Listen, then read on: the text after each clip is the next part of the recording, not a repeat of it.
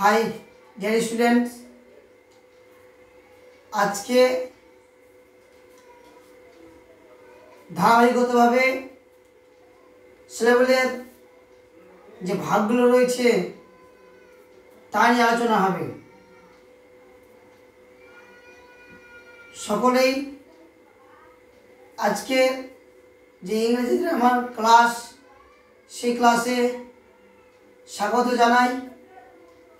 চলো আজকে যে ক্লাস সিলেবলের প্রথম যে ভাগ মনোসিলেবল, বলছে মনোসিলেবল কাকে বলছে?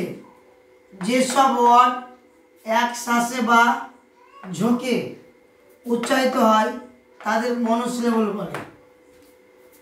এক শ্বাসে বা এক ঝোঁকে আমরা যে ওয়ার্ডগুলো উচ্চারণ করতে পারি তাকে বলি মনোসিলেবল।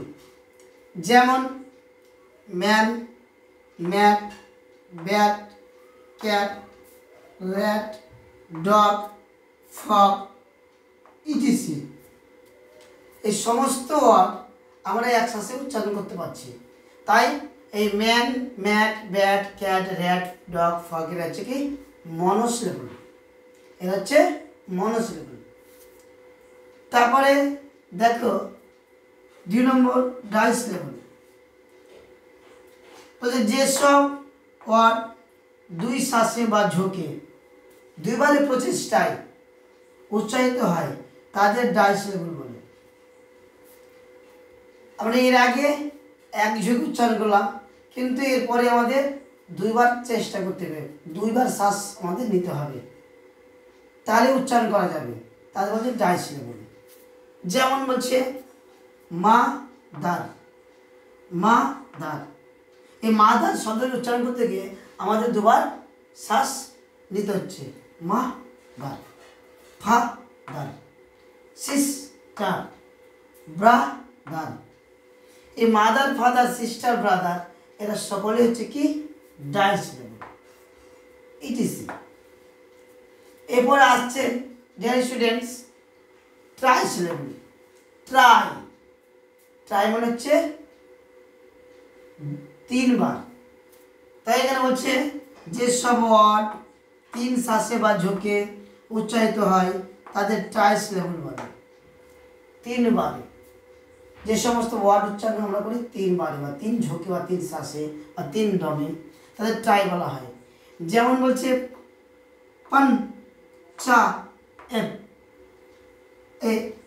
এক শ্বাসে উচ্চারণ করছি পন, তারপরে চা, তারপরে এ, পঞ্চায়েত হচ্ছে তোমার কি ট্রাইসিলেবল। Elephant, elephant.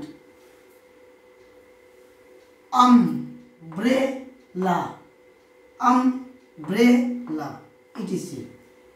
এরা হচ্ছে ট্রাইসিলেবল। তারপরে আসছে ডিয়ার স্টুডেন্টস টেট্রাসিলেবল।